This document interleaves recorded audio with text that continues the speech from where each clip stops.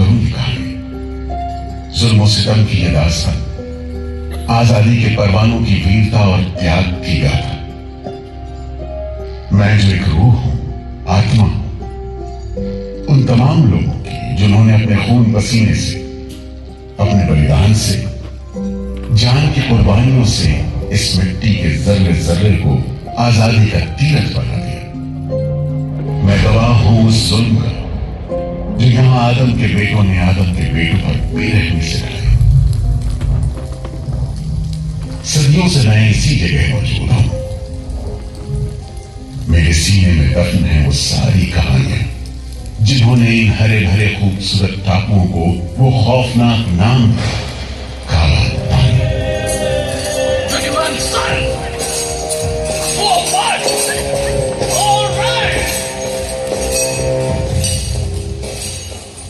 तो वहीं से शुरू करते हैं, उसी हरियाली से जो कैद करने वालों के जुल्म और कैदों के खून पसीने से बेदाग।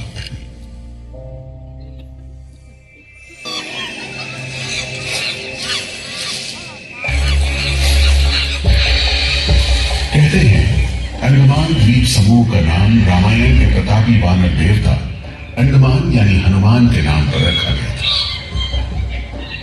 पुराने जमाने से यह कहानी चली आती है कि जब राम ने लंका पर चढ़ाई करने की योजना बनाई थी तो पहले इन्हीं टापुओं से धावा मारने की सोची थी, लेकिन बाद में इरादा बदलकर धनुषकोटि से हमला किया। इतिहास और पुराण में अंडमान द्वीप समूह इसी सिलसिले में याद किया जाता रहा है।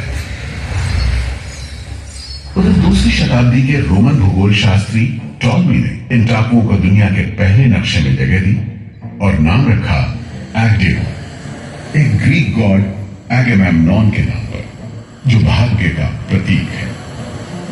इन टापुओं की तरफ लोगों का आना शुरू हुआ। धर्म प्रचारक, लुटेरे, बागी, मल्ला, किस्मत आजमाने को निकले जहाज, हर तरह के लोग यहां आते रहे। 18वीं सदी के अंत में ईस्ट इंडिया कंपनी ने इन टापुओं पर एक बस्ती कायम करने की कोशिश की और यहां लेफ्टिनेंट आर्चिबाल्ड ब्लेयर को भेजा, मगर कोशिश नाकाम रही और अगले 60-70 बरस तक किसी ने इन टापुओं की सुध नहीं ली।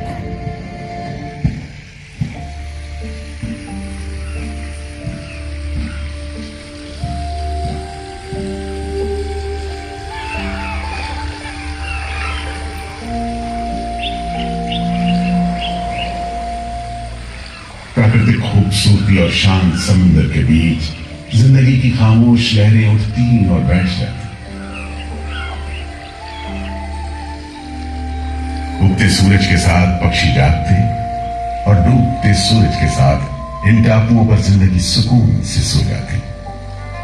कि तभी भारत का पहला स्वाधीनता संग्राम यानी 1857 की आजादी की लड़ाई टूट गई।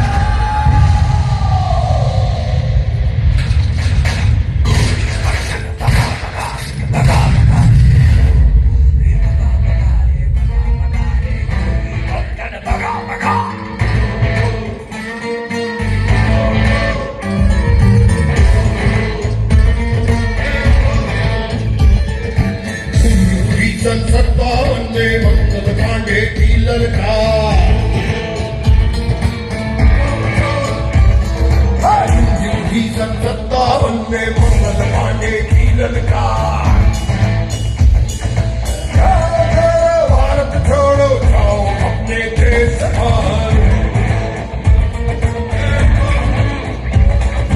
रानी झांसी भाग्या दो पे, रानी झांसी भाग्या दो पे, राना जी दिल्ली दरबार।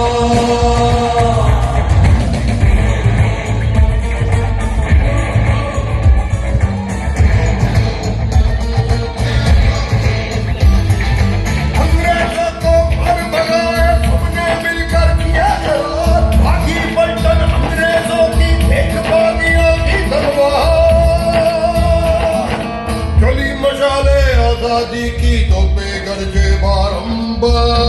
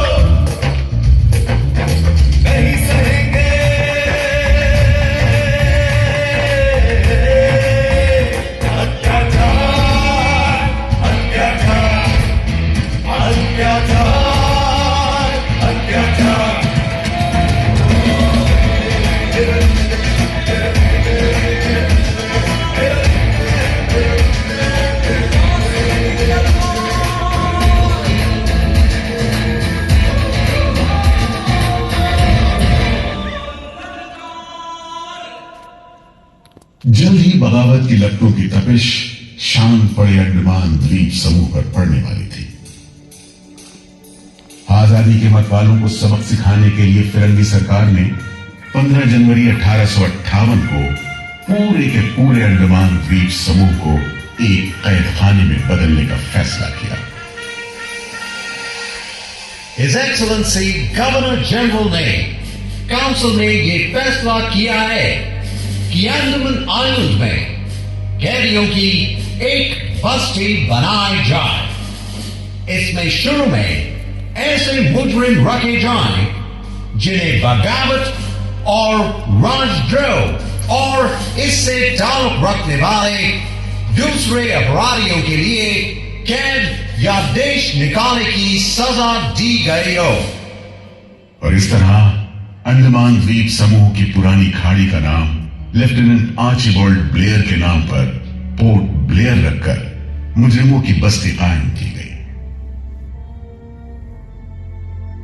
सन 57 के वीरों के नक्शे कदम पर कुछ ही साल बाद अंडमान की घाटी पर पैर रखे वहाबी आंदोलन के राजनीतिक बंदियों ने 1860 से 1872 के बीच बहुत से वहाबी आंदोलनकारी अंडमान भेजे गए। सरहदी सूबे का रहने वाला एक पठान शेर अली आफरीदी भी अंडमान में उस समय उम्र कैद की सजा काट रहा था और अंग्रेजों से बदला लेने के लिए मौके की तलाश में था।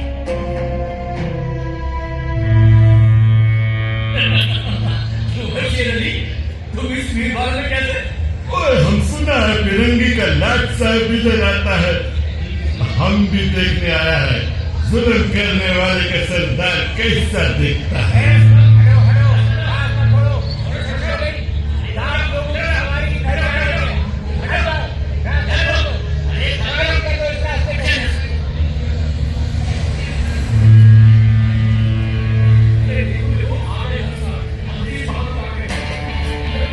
मिस्टर बर्ड, मैं सोचता हूं कि इस खूबसूरती के बीच रहने के लिए प्रिजनर होना भी मैं एक्सेप्ट कर लेता।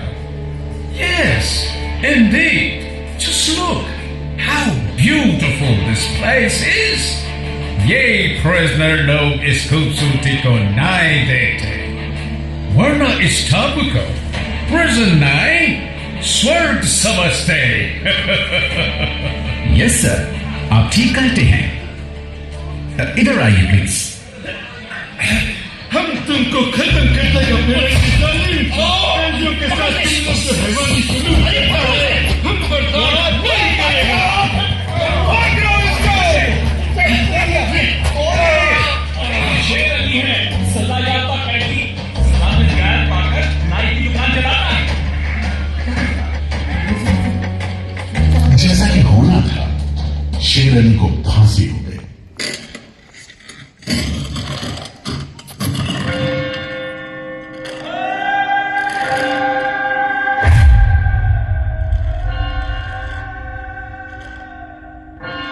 शायद इसी घटना का असर था कि ब्रिटिश सरकार ने कैदियों के साथ और भी कड़ाई बरतने के बारे में गंभीरता से सोचना शुरू किया।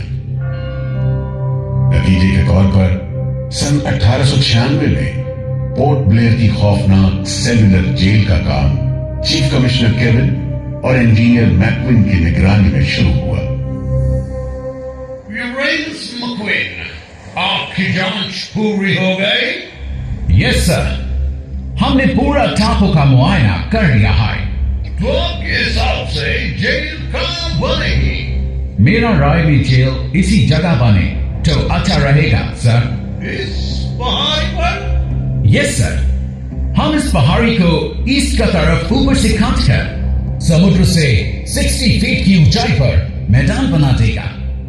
इससे दो फायदा होगा, जेल के लिए जगह निकलेगा और पहाड़ी काटने से जो मिट्टी निकलेगा उससे हम नीचे का दलदल को भरकर ऑफिसर्स के लिए टेनिस एंड क्रिकेट खेलने का मैदान, इवन जिमखाना क्लब भी बना सकता सर।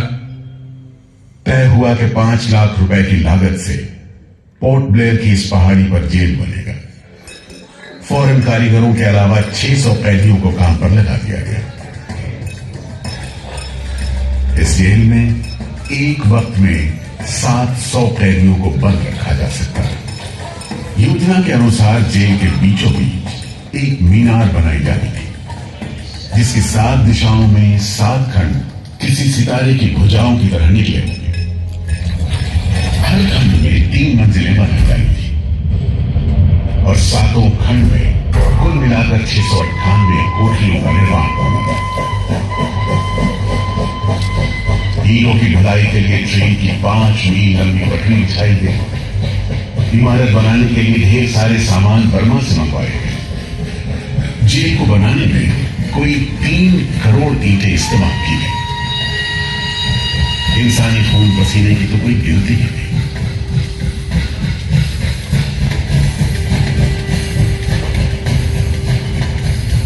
सुबह दोपहर शाम रात कोड़े चलते रहे और काम होता रहा। दीवारें उठनी शुरू हो गई। आखिरकार 10 साल बाद सन 1906 में यह विशालकाय जेल तैयार हुई और यहीं से अंडमान के इतिहास का सबसे काला दौर शुरू हुआ।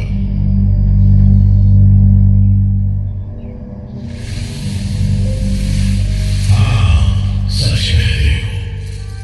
आज भी उस दौर को याद करके झुरझुरी सी हो जाती है। मैं पुराना पीपल का पेड़ जेल खाना बनने के इस लंबे अरसे में हर रोज अपनी जान की खैर मनाता रहा, क्योंकि इस पहाड़ी पर उगे हुए घने जंगल साफ करने के दौरान बहुत से लोग थे जिनका ख्याल था कि मुझे भी और पेड़ों की तरह काट गिराया जाना चाहिए, लेकिन मैं बच निकला। मेरी किस्मत में शायद खड़ा रहकर इस जेल में होने वाली यातनाएं देखना लिखा था। हर एक कैदी जेल के फाटक के भीतर आकर मेरी तालीम के नीचे से ही निकला है।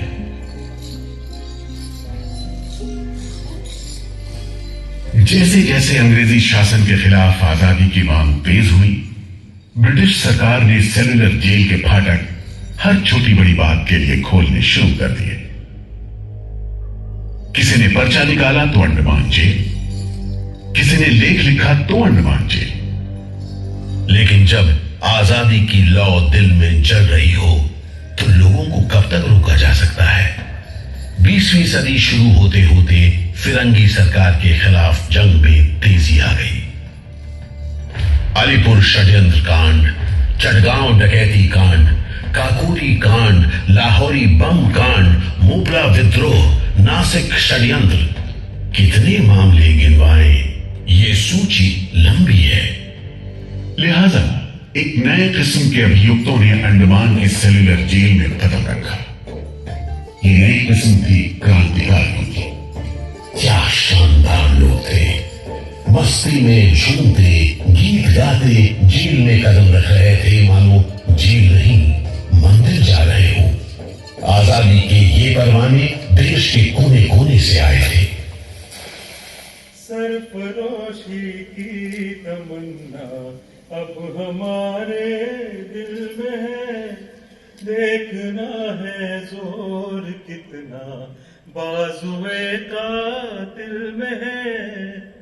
वक्त आने दे, बता देंगे तुझे आसमां, हम अभी से क्या बताएं, क्या हमारे दिल में है। सोहन सिंह भकना, हाजिर। मोतीलाल वर्मा, हाजिर। पंडित परमानंद शास्त्री, हाजिर है। बटुकेश्वर दत्त, हाजिर। सत्येंद्र नाथ सान्याल, हाजिर। उल्लासकर दत्त, हाजिर। पृथ्वी सिंह आजाद, पृथ्वी सिंह आजाद, हाजिर। हर आदमी के दिल में स्वाधीनता की लौ जल रही थी। इस जोत को बुझाने का काम ब्रिटिश सरकार ने जिस अफसर को सौंपा वो था सेलुलर जेल का जेलर डेविड बेरी। जगन्नाथ, जी हुजूर। नया कैदी लोग आया? जी सरकार, सभी लाइन से खड़े हैं। ठीक है, सुनो, इनसे कह दो कि इस जगह पर हम शेर को पालतू बनाता है। तुम जेल का दीवार देखता है, जानता है इसको इतना नीचे क्यों बनाया? इधर से कोई भागने को नहीं सकता। यह सब तरफ 1000 माइल्स तक पानी है और ऊपर खुदा है, और तुम हमको देखता है? हम इधर का खुदा है, डेविड पेरी। Get it? इस तरह कैदियों से ठस भरी जेल की गंदी सीलन भरी बदबूदार हवा में कैदियों का बंदी जीवन शुरू होता है। बेड़ियों की आवाज, वार्डनों की गाली गलौज और मार खाते कैदियों की चीख पुकार से गूंजते कोठरियों का दम घुटू माहौल कड़े से कड़े इंसान को तोड़ने के लिए काफी था। लेकिन इन कोठरियों में ऐसे बंदी किया है जिन्हें ये माहौल हताश करने के बजाय जुल्म का मुकाबला करने की प्रेरणा देता रहा। वीर विनायक दामोदर सावरकर, ये नाम ऐसे ही बंदियों में बड़े सम्मान के साथ लिया जाता है।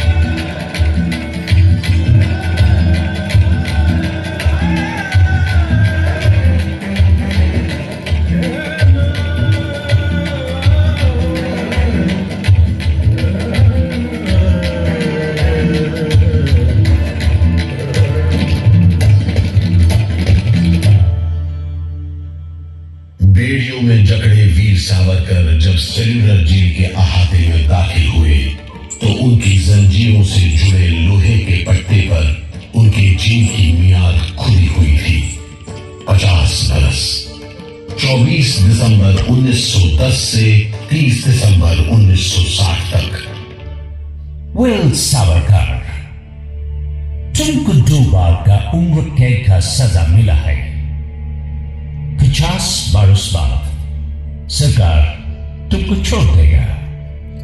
मिस्टर बेरी, तुम्हें विश्वास है कि तुम और तुम्हारी सरकार 50 बरस यहां रह पाएगी? सावरकर को इस बात में रत्ती भर भी शक नहीं था कि आजादी की जो लपटें हिंदुस्तानियों के मन में धड़क रही हैं, उन्हें अंग्रेज अब बुझा नहीं सकेंगे और जल्द ही उन्हें जाना होगा। इसी प्रबल विश्वास के बल पर सावरकर 10 बरस लंबा अरसा सेलुलर जेल की एक ही कोठरी में रह सके। उन्हें बहुत ही खतरनाक कैदी करार देते हुए इतने कड़े पहरे में रखा गया था कि उनके भाई गणेश को 2 बरस तक पता भी नहीं चला कि वीर सावरकर उनके ही नक्श कदम पर चलते हुए सेल्यूलर जेल आ पहुंचे, जहां बरसों की तकलीफ है, जेलर के जुल्म है, कड़ी मेहनत और नितांत अकेलापन है, जहां जिंदगी 13 फुट लंबी और 7 फुट चौड़ी कोठरी में सिमट कर रह जाती है।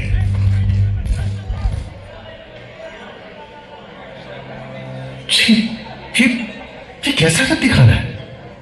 चावल में कंकड़ है, सब्जी में रेत है और दाल में कीड़े। खाना क्या है, घास फूस है। बर्तन भी देखो कैसे टूटे फूटे, जंग से लाल और तेल से जुड़े हुए। सबसे ज्यादा कमी तो पानी की है। आज सुबह जब मैंने पानी मांगा, जमादार बोला दिन में 2 बार मिलेगा बस।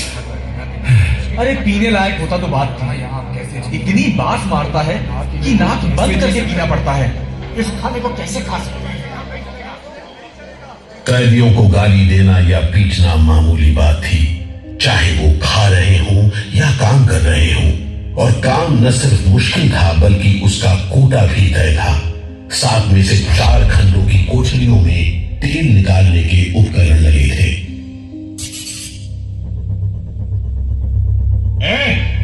इंदुभूषण, सुधीर, हेमचंद्र, तुम लोग इधर चलो। नारियल के बोरे उठाओ। हर बोरे में है 25 सेर नारियल। इन्हें पहुंचाओ तीसरी मंजिल पर। शाम तक हर आदमी को 30 पाउंड तेल निकालना है, समझे? हम इतना तेल कैसे निकालेंगे? वो मशीनें तो हाथ से चलानी पड़ती हैं। जबान मत लड़ाओ बदमाश। जो हाथ बम पिस्तौल चलाते हैं वो मशीन नहीं चला सकते। चलो जल्दी करो, भाग कर जाओ और काम करो।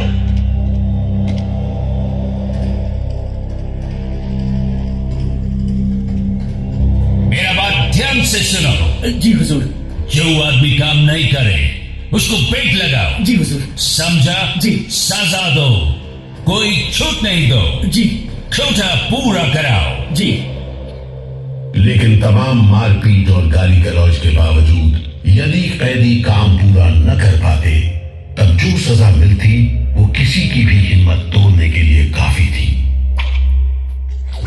जमादार, जी हुजूर। इसको 2 दिन तक टाट का वर्दी पहना। कल से इसका खाना बंद। जी। सिर्फ 2 कप कंजी दो। जी हुजूर। ये पहला बार काम नहीं पूरा किया। जी। इस वास्ते इसको 1 हफ्ता हथकड़ी में रखो। जी हुजूर। ये बागी का बच्चा है, इसको पेड़ी डालो। इसको भी पेड़ी डालो 6 महीने तक। जी हुजूर। तुम अब तक 5 बार काम का कोटा पूरा नहीं किया, हम तुमको इस बदमाशी का मजा चखाएगा। जमादार, जी हुजूर। इसको तन्हाई में रखो। जी। Solitary confinement. जी। कोठरी में काम दो। जी। और इसको पेट लगाओ। और मारो, और मारो। नारे बोलेगा। बोल नारे। बोल। बोल नारे। बोल। बोल नारे। जितनी ताकत है बोल नारे।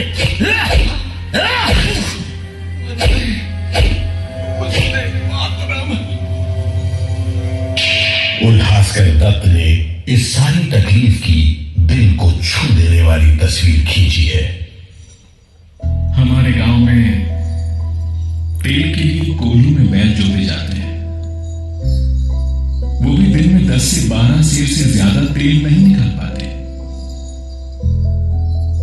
जेल में मुझे 2 और कैदियों के साथ बैल की जगह जोत दिया जाता था और हमें शाम तक 1 मन नारियल का तेल निकालने का काम सौंपा जाता।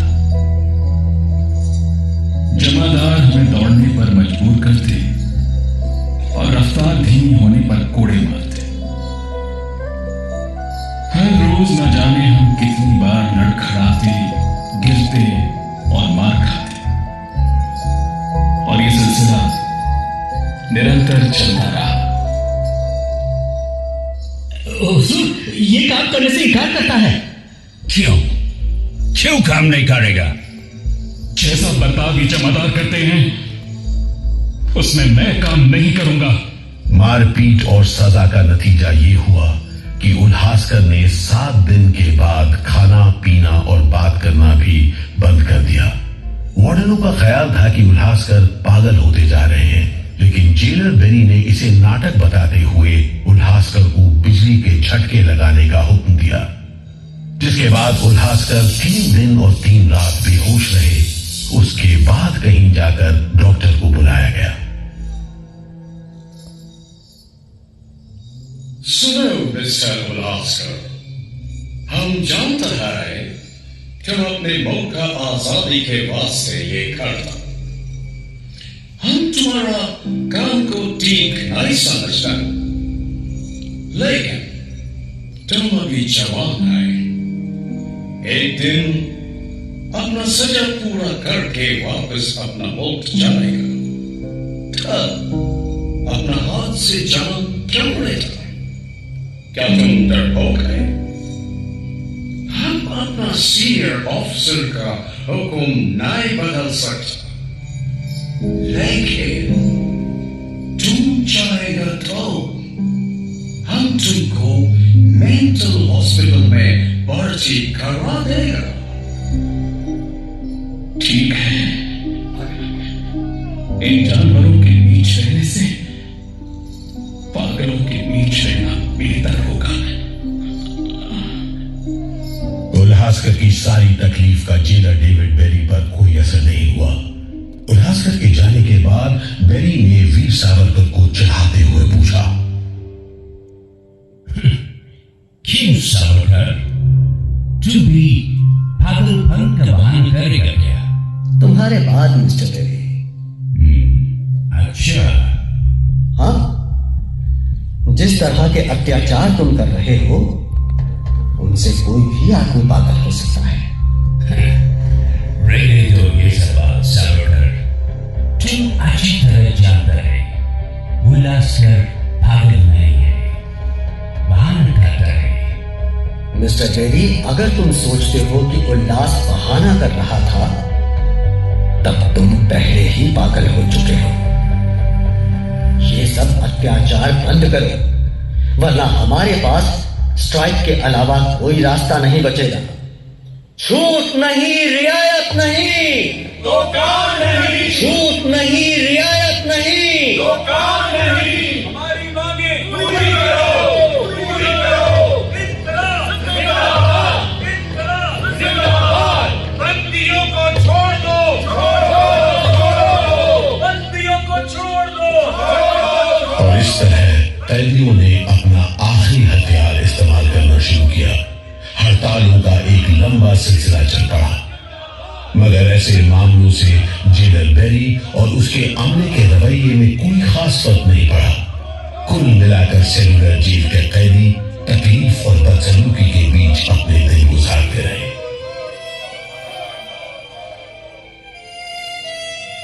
मगर एक सुख का स्मरण ना करना नाइंसाफी होगी।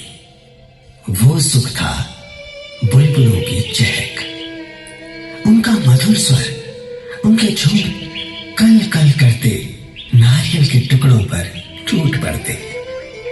गंभीर विचारों से मुक्ति पाने के लिए मैं मन को बलपूर्वक इन बुलबुलों की चहक में लगाए रखता।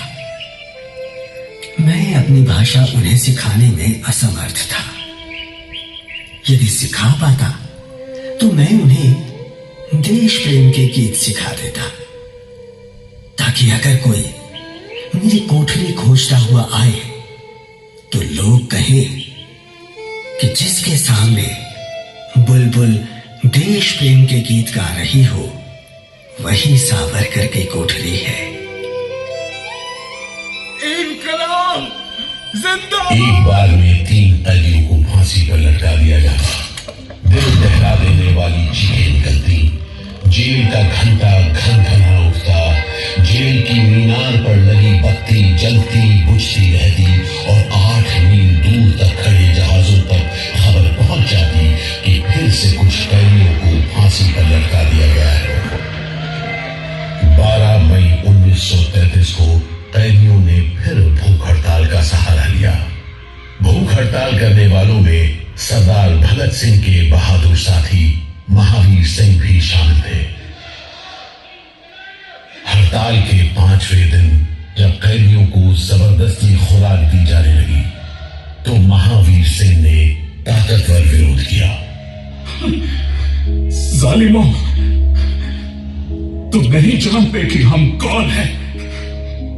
हम मर सकते हैं पर झुक नहीं रह सकते। हमें ऑर्डर मिला है तुम्हें दूध पिलाने का। चलो जमादार, पकड़ो इसे।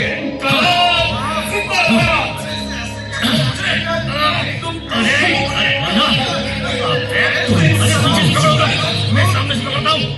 हम जबरदस्ती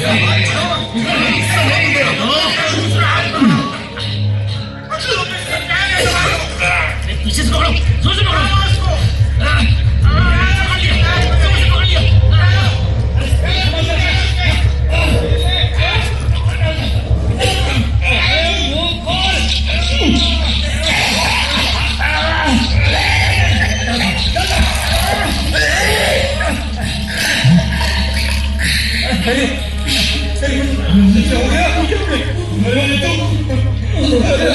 अरे इसकी तो आंखें उलट गई। अरे इसकी तो आंखें उलट गई है। अब क्या करें? लगता है दूध इसके फेफड़ों में चला गया है साहब। क्या हो? नली निकालो, जल्दी करो, जल्दी। जी। इसकी तो सांस बंद हो गई। अब क्या होगा? होगा क्या? लाश को गुपचुप ठिकाने लगा दो, किसी को कान कान खबर ना हो। मैं तो कहता हूँ साहब, इसकी लाश को बोरे में डालकर पत्थर से बांधकर समंदर में बहा दीजिए। कैसा? ऐसा नहीं करो, झटपट ले जाओ, झटपट ले जाओ। लेकिन ये खबर छिपी नहीं रह सकी। जब लोगों को पता चला तो देश भर में विरोध की भीषण लहर फैल गई।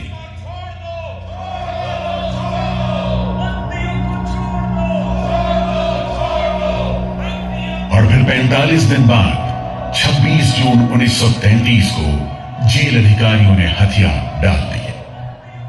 लेकिन देश अभी भी गुलामी की जंजीरों में जकड़ा हुआ था। इन्हीं हालात में सन 1937 के संवैधानिक सुधार लागू किए गए और कांग्रेस ने अनेक प्रांतों में मंत्रिमंडल कायम किए। स्वाधीनता की तरफ बढ़ते कदमों में तेजी लाने के लिए अंडमान के सेलुलर जेल के बंदियों ने भी आवाज बुलंद की। बंदियों की रिहाई, स्वदेश वापसी और राजनीतिक बंदियों के लिए बेहतर सुविधाएं हासिल करने की मांग को लेकर 24 जुलाई 1937 को सेलुलर जेल के कैदियों ने सामूहिक अनशन शुरू किया।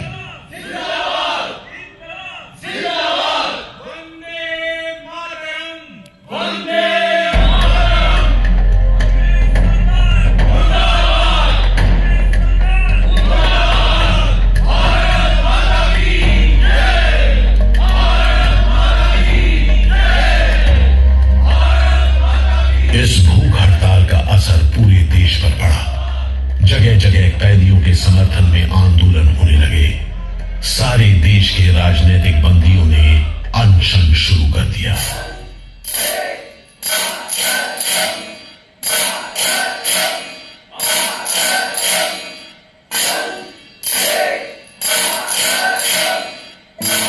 गुरुदेव रविंद्रनाथ ठाकुर और कांग्रेस की कार्यकारिणी की तरफ से जवाहरलाल नेहरू ने कैदियों से भूख हड़ताल समाप्त करने की अपील की और 28 अगस्त 1937 को गांधी जी ने सेलुलर जेल के बंदियों को तार से संदेश भेजा।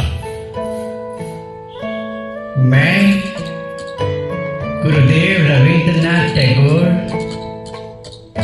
और वर्किंग कमेटी की राय में अपनी अपील भी जोड़ना चाहता हूं। आप सब हड़ताल वापस ले लें और हम पर भरोसा रखें। हम आपको राहत दिलाने के लिए पूरी कोशिश कर रहे हैं। कैदियों पर गांधी जी की इस अपील का बहुत असर पड़ा।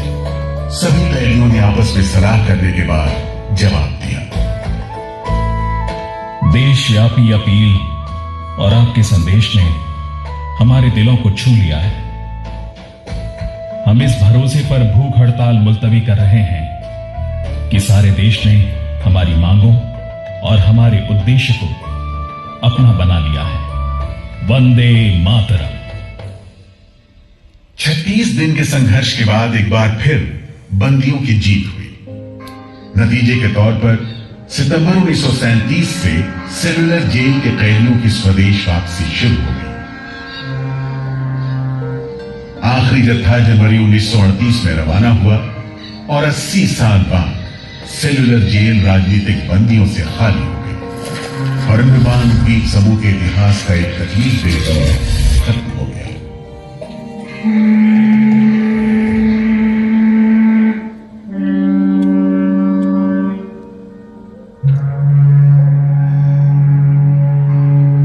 मगर एक और जालिम दौर शुरू होने वाला था। 1939 में दूसरा विश्व युद्ध शुरू हुआ और 1942 में जापानियों ने अंडमान पर कब्जा कर लिया।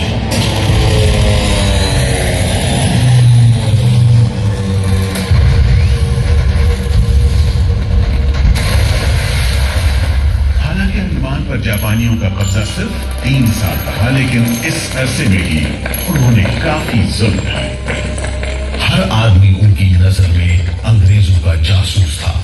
हर रोज खेतों से, दूर दराज के गांव देहात से दसियों लोग पकड़े जाते और मौत के घाट उतार दिए जाते। बहुत से लोग तो खाने की कमी के कारण जहाज पर लादकर दूर समंदर में फेंक दिए जाते।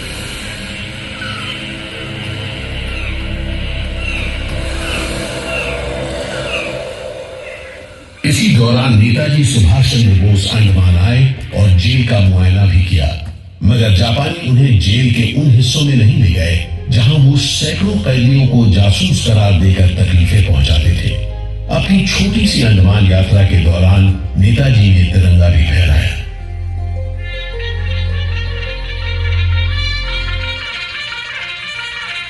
अगस्त 1945 में दूसरा महायुद्ध समाप्त हुआ और 3 साल 6 महीने 15 दिन के कब्जे के बाद अक्टूबर 1945 में अंडमान की जापानी छावनी ने अंग्रेजों के आगे हथियार डाल दिए।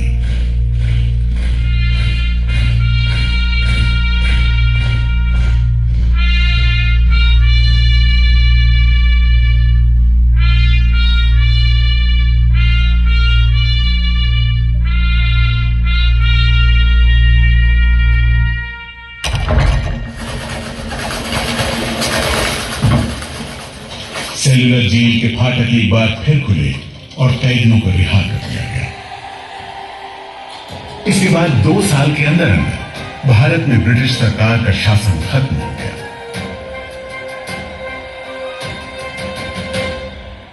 अंडमान द्वीप समूह अब काला पानी के खौफनाक नाम से नहीं जाना जाता, लेकिन ये सारी तकलीफें जो आजादी के प्रेमियों ने यहां झेली, वो सारी कुर्बानियां जो देशभक्त वीरों ने यहां दी, आज भी देशवासियों के दिलो दिमाग पर छपी हुई है।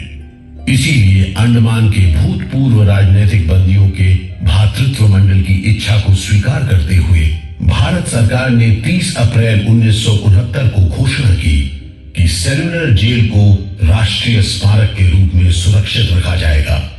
भारत की आजादी के दीवानों ने जो अमानवीय यातनाएं इस कारागार में सही, ताकि भारतवर्ष आजादी की उन्मुक्त हवाओं में सांस ले सके, उन बलिदानों को आने वाली पीढ़ियां भूल नहीं पाएंगी।